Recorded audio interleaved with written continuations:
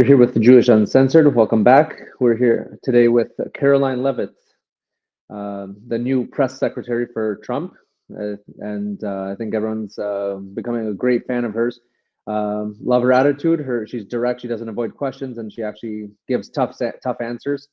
And as we're going to see, she's getting a lot of fire on the Gaza topic, as usual. That's takes center stage when anything is being discussed. And her responses put all the critics in place, and no one can really argue with the facts that she's spelling out here that Palestinians will have a better future outside of Gaza. Let's see what she has to say. Two questions. One, the president yesterday used the word permanent for permanently resettle Palestinians. I hear you saying temporarily today. Is that a shift or a specific change that you want to highlight? And my second question is, yesterday he spoke about the U.S. owning Gaza.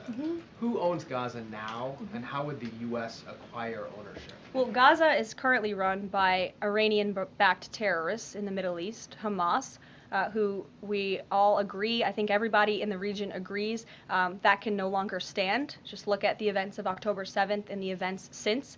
And the president, again, is committed to rebuilding the region for all people who want to return to it once it is no longer a demolition site, and it's a place where people can actually live and thrive in harmony, as he said last night. His words, not mine.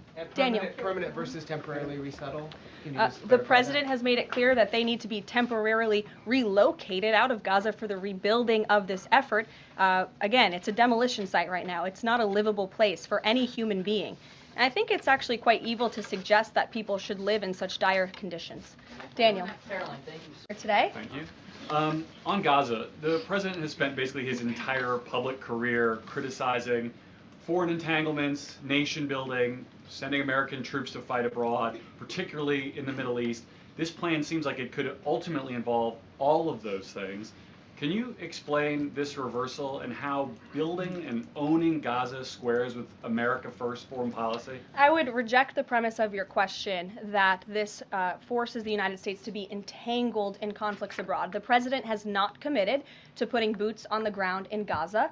He has also said that the United States is not going to pay for the rebuilding of Gaza.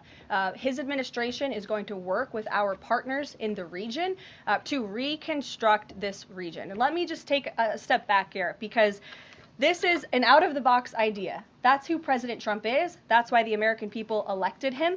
And his goal is lasting peace in the Middle East for all people in the region. And as I said in my opening remarks, we've had the same people pushing the same solutions to this problem for decades.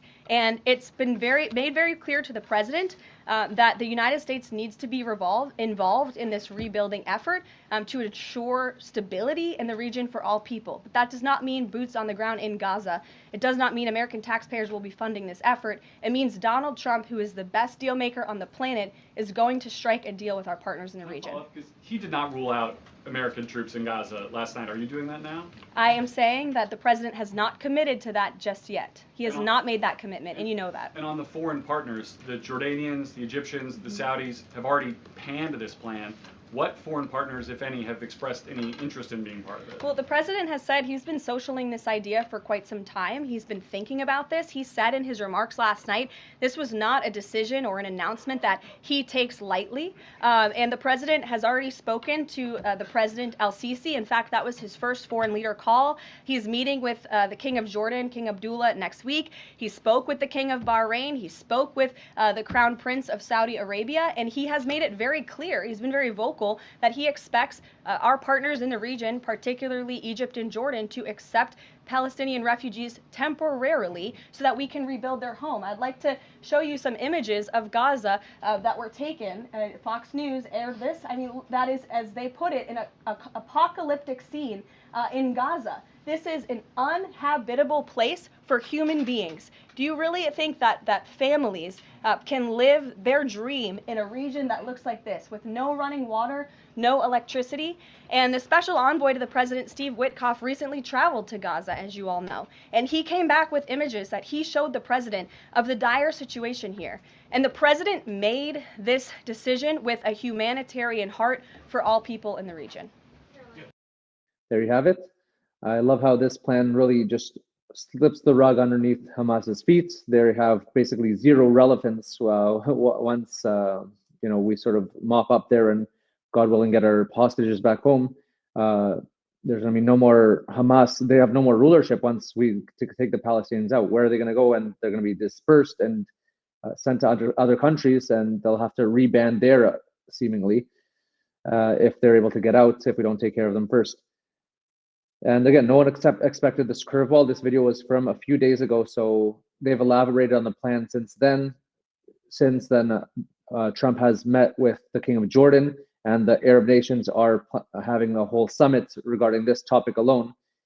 And again, like she said, this is gonna free Gaza from all this terror and years of failure, and that potential of having another failed state there. Which, had Hamas gotten their state, that's exactly what it'd be—a failed state, where they could not bring proper infrastructure to their people. They can't improve their lifestyle because they're going to be focused on bringing Israel down.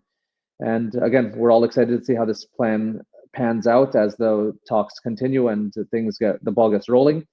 Trump, like I said, just met with the King of Jordan, and he already accepted taking in 2,000 Palestinian children, Gazan children who were injured or chronically ill. And again, we'll catch you next time. We'll see how this pans out. News is looking good as good as ever for Israel.